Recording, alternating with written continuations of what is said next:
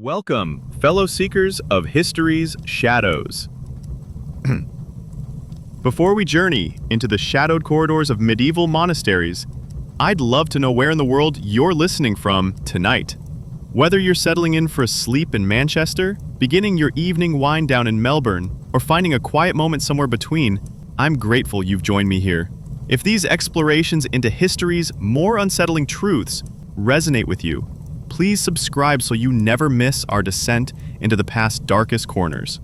Now, settle back and let your mind drift with me to a time when bronze clashed at sea, trade routes shifted with the winds of change, and kingdoms teetered on the brink of collapse. Yet, hope and human resilience persisted in flickering torchlight. In the rugged highlands of western Anatolia, copper and tin veins threaded through limestone cliffs. Here, pioneering metallurgists discovered that mixing these ores produced a metal harder and more versatile than pure copper: bronze. Smoke curled from humble village forges as craftsmen experimented with molten alloys, hammering glowing ingots into axes, daggers, and ceremonial fittings. Each success spread by word of mouth along mule trail caravans, and soon, fledgling polities boasted walls reinforced by bronze clamps and gates tipped with sharpened bronze spikes. Yet, demand for tin, sourced from distant Cornwall and Central Europe, soon outstripped supply. Early trade networks flourished, but strained under the pressure of scarcity. By the time tin shipments faltered, villages had transformed into fortified towns dependent on metal for tools, weapons, and symbols of power. In that crucible of innovation, the foundations of Bronze Age civilization were set, and its Achilles heel revealed. By the mid-2nd millennium BCE, the Mediterranean had become a bustling sea highway. Amphora-laden galleys traced coastal promontories, while desert caravans threaded oases from Syria to Egypt. Sailors timed voyages by the Etesian winds. Libyan camel drivers navigated shifting dunes by starlight. Markets in Turay and Ugarit echoed with a babble of Mycenaean Greek, Hurrian, and Egyptian hieratic. Traders exchanged not only copper and tin, but news of royal intrigues and harvest shortfalls. Yet maritime storms and brigand raids were constant threats. One tempest could strand a ship for weeks. A small band of pirates could waylay a laden caravan far from any garrison. These vulnerabilities, woven into every exchange, would one day magnify into system-wide collapse. For now, however, sea and sand bound empires together in a fragile dance of supply and demand. Perched atop rocky plateaus, Mycenaean citadels loomed over the Peloponnesian coast. Their cyclopean walls, built of massive stones, guarded palatial courtyards where kings dispensed justice over amphorae of dark wine. Inside, courtiers in fine linen paced mosaic-inlaid floors, while scribes recorded tribute in linear B on clay tablets. Silver ritons gleamed beneath torchlight as acolytes chanted hymns to Poseidon, patron of the sea lanes that sustained them. Beneath the veneer of order, however, tension simmered. Landless youth clamored for arable plots, ambitious generals recruited chariot retinues, and trade disruptions threatened palace reserves. Every echoing footstep in the corridors, every hushed whisper after curfew, felt charged with foreboding. Still, daily life shimmered with ritual and measure, tapestry weaving, bronze spear sparring, children dancing around alabaster figurines. The citadel's power lay as much in ceremony as in stone, but in that very rigidity lay its vulnerability when storm clouds gathered on the horizon. Around 1200 BCE, coastal archives began to speak of enigmatic, quote, sea peoples. Their exact origins, Aegean refugees, mercenary bands, or displaced tribes, remain a mystery. They struck swiftly, boarding merchant ships, sacking seaside towns from Ugarit to the Nile. Egyptian reliefs at Medinet Habu show round-shielded warriors storming fortifications, their dark sails looming against the horizon. These bands bypassed traditional armies, exploiting fractured coastlines where centralized command had weakened. Phoenician traders whispered of raids on hidden coves. Inland strongholds trembled at rumors of maritime terror. As fear rippled through port cities, convoy routes shifted, Caravans hugged cliffs or detoured through desert passes. Local warlords seized the moment, raising private militias and levying new tolls on desperate traders.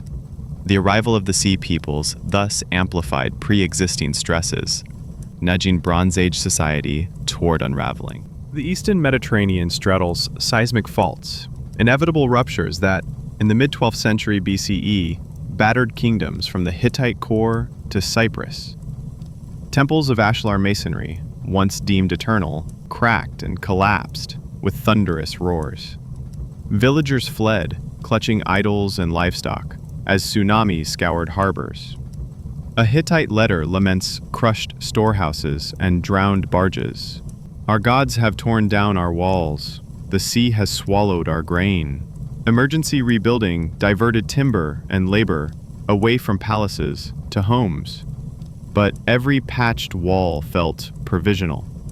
Flooded fields, brackish wells, and scarred coastlines disrupted agriculture and trade alike. Leaders lost the veneer of divine protection. If the gods allowed such chaos, what security remained?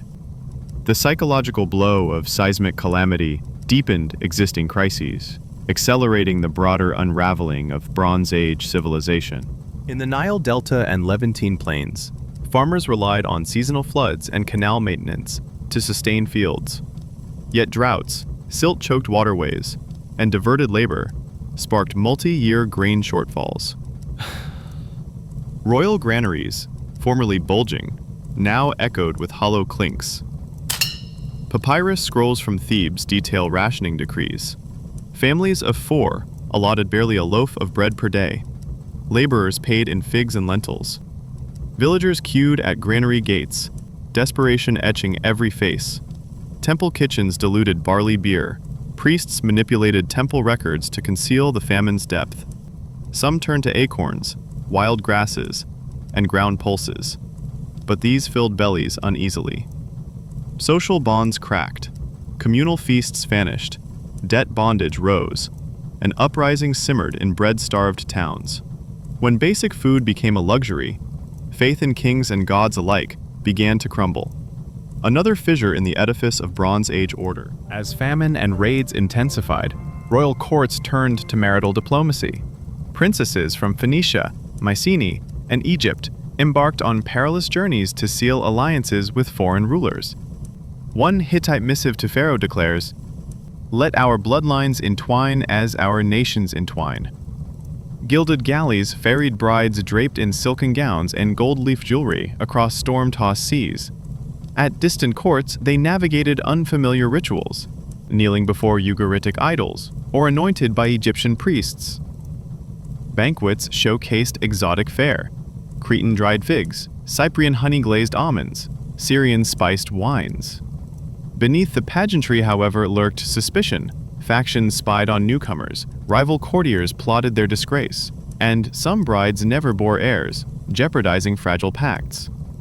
Still, these unions offered rare moments of unity amid disintegration, threads of personal trust in a tapestry unraveling. Hattusa's lion gate ramparts once echoed with regal processions. Now they rang hollow. Earthquakes, famine, and marauding sea people spurred provincial governors to withhold troops and grain. Palace diplomats, sent to quell rebellions, found themselves parleying from a position of weakness. In a treaty fragment, a chieftain demands grain as tribute, flipping the power dynamic. Inside the palace, ministers accused rivals of treason. Oracles proclaimed impending doom. Temple offerings dwindled as priests struggled to appease unseen gods with scant sacrifices. Refugees from burned villages thronged the streets, clutching salvaged idols. One fateful night, flames engulfed the outer districts. Smoke curled over shattered walls.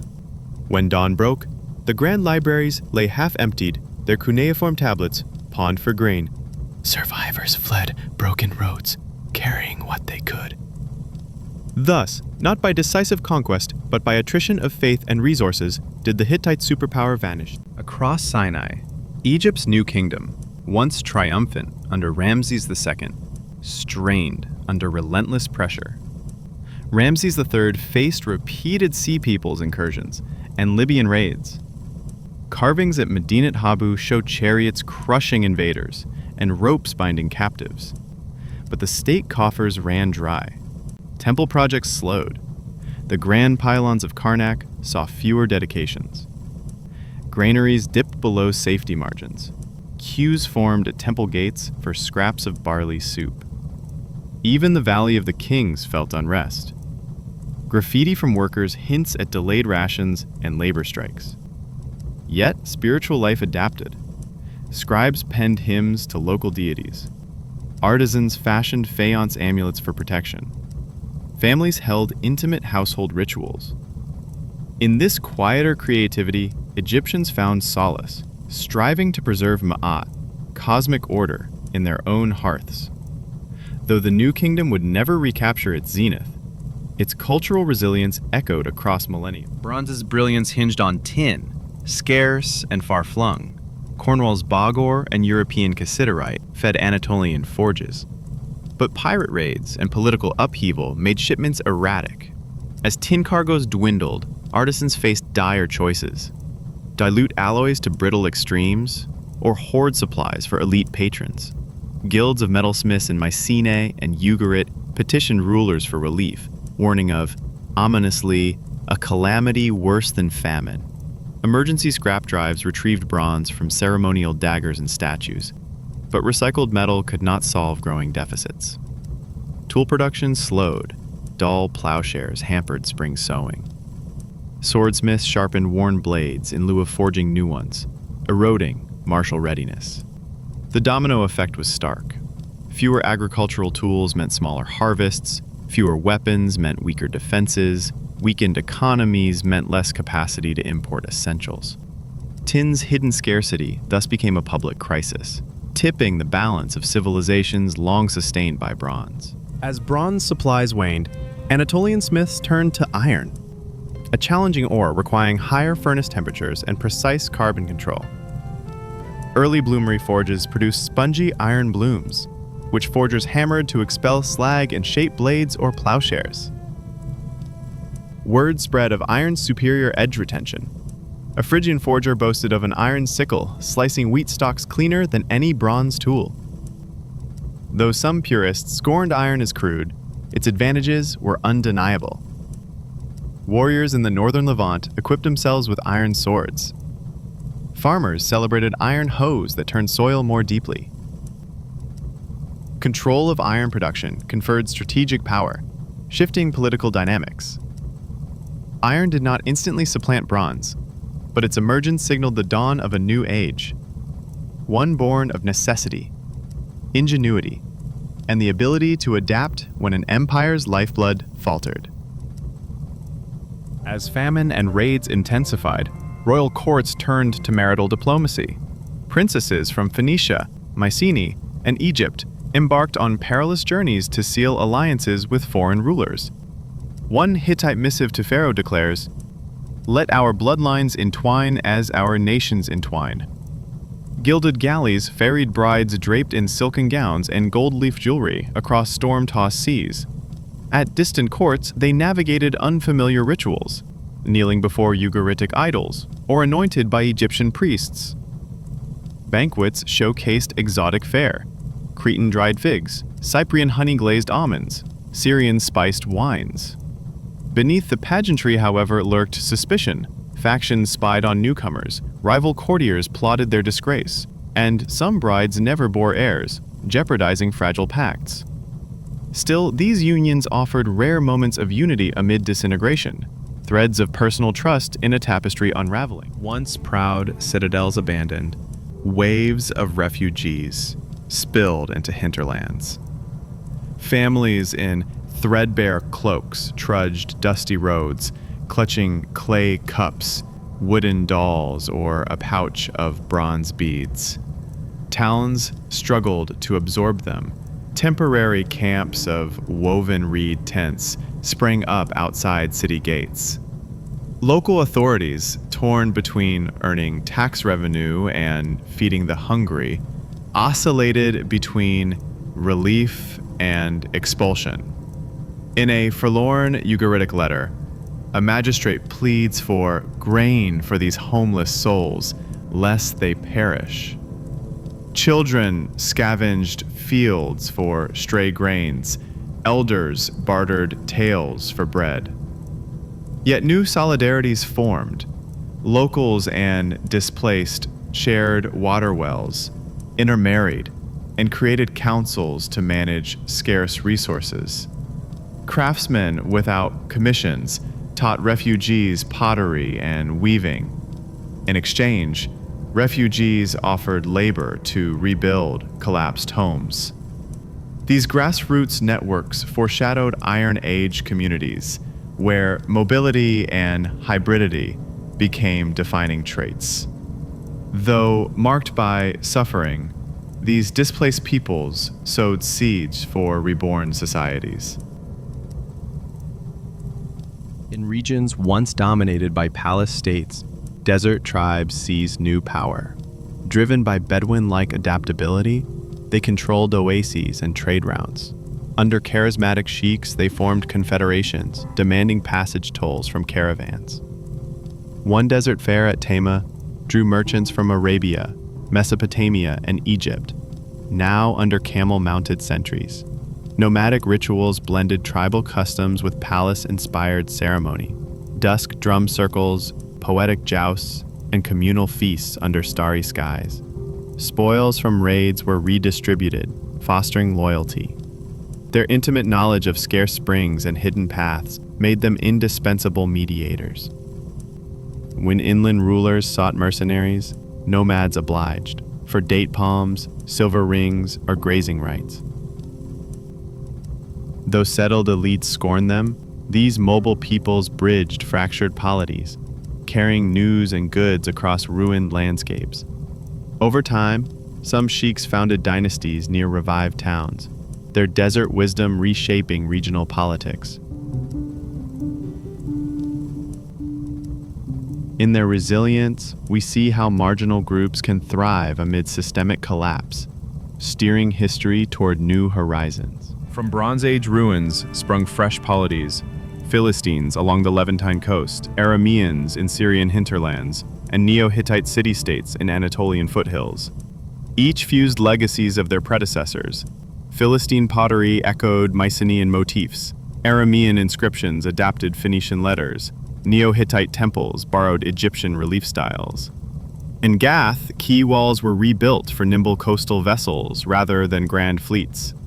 Temple altars once devoted solely to Astarte now honored Baal and local deities in syncretic rites. Coronations blended Hittite crown molds with Canaanite libation rituals. Feasts featured Cyprian wines and Syrian spiced breads. Economies diversified. Coastal kingdoms tapped nearby iron deposits. Inland realms cultivated olives and pomegranates for trade. Diplomacy resumed. Ambassadors on horseback, tribute lists pared down, contracts inscribed in streamlined alphabets. Though smaller than their Bronze Age forebears, these successor states proved more agile, resilient against environmental and political shocks. Their emergence heralded the true Iron Age, where nimble city kingdoms could flourish alongside large empires, forever altering the Mediterranean tapestry. The collapse shattered palace-controlled seal economies, but catalyzed linguistic innovation.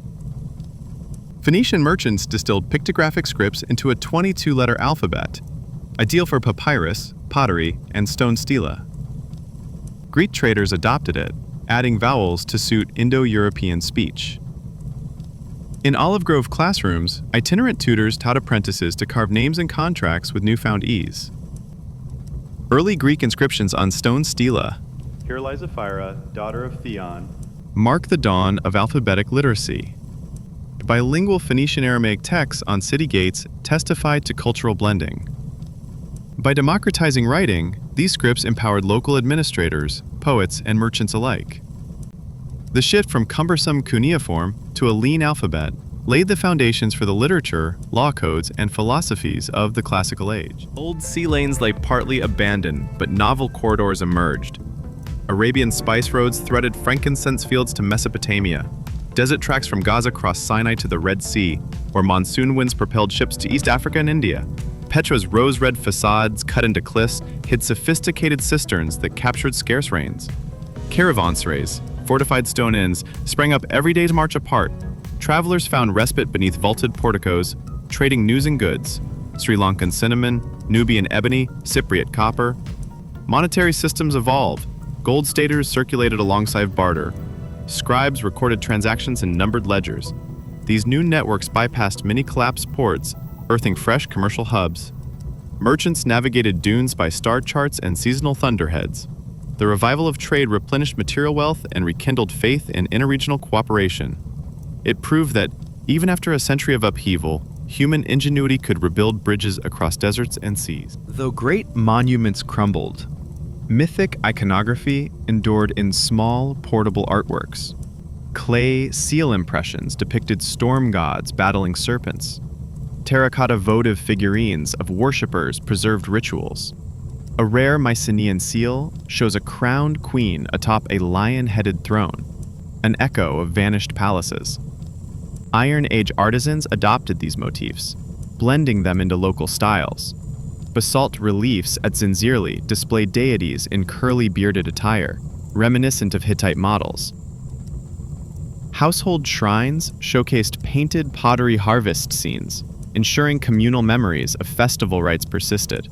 These art objects traveled with refugees and traders, finding new homes far from their origins. In a coastal Greek settlement, excavators uncovered a Cretan-style rhyton in a Phoenician burial, suggesting shared reverence for symbols. Through these small wonders, the spirit of the Bronze Age, its gods, heroes, and rituals, survived not in grand edifices, but in the hands of potters and seal carvers. Their creations remind us that even when political structures collapse, the human impulse to remember and revere endures. The Bronze Age collapse offers a dual lesson. In interdependence lies both strength and fragility. A single resource shortage, tin, can unravel supply chains. Coastal raids can shatter trade networks. Environmental shocks can compound political strife. Yet the story also illuminates resilience. Communities adapt with new alliances, technologies, and cultural forms. Refugees seed fresh settlements. Nomadic confederations become dynasties. Alphabets reinvent writing for broader use. Centralized palaces may fall, but human creativity persists in song, craft, and oral memory. As modern societies grapple with complex, interconnected systems, the ancient example reminds us to build redundancy, foster adaptability, and value cultural transmission. By the early first millennium BCE, the Mediterranean had transformed. Iron tools tilled fields once plowed by bronze. Alphabets ignited new literatures. Small kingdoms coexisted with empires. The collapse, though devastating, shattered rigid hierarchies, making room for innovation. Greek polis emerged with participatory governance. Phoenician traders laid Carthage's foundations. Israelite prophets composed texts that would shape civilizations. The lessons of scarcity, adaptability, and cultural transmission forged a more flexible world order. In quiet moments, an Athenian agora at dawn, a Tyrian dock under starlight, an Ionian sanctuary echoing faint Bronze Age chants, one can still sense that transformative century's echo. The Bronze Age collapse teaches us that even mighty civilizations are mortal, yet from their ashes arise new possibilities. As you drift towards sleep, comfort yourself with the knowledge that human ingenuity, when tested, will always find its way to rebuild and reimagine. As our expedition through Bronze Age ruins draws to a close, feel a gentle breeze stir olive branches under a silvered moon. The clang of bronze and roar of collapsing battlements fade into a distant echo, replaced by the soft chorus of cicadas and twilight fields. Let your breath settle into calm, mirroring the slow rhythm of ancient grain swaying in Mediterranean winds. Picture a lone torch's glow, flickering in a deserted courtyard, its warmth receding into restful darkness. Though once mighty bronze cities have vanished beneath shifting sands, the ember of human creativity endured, carried by wandering bards, etched in humble clay seals, and inscribed in evolving alphabets. Allow these reflections to cradle your thoughts as you drift, trusting that from the rubble of collapse, fresh shoots of hope and innovation rise.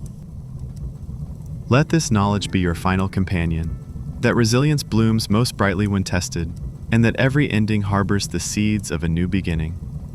Good night, and may your dreams be as timeless and tranquil as the whispering stones of a long-forgotten Bronze Age shore.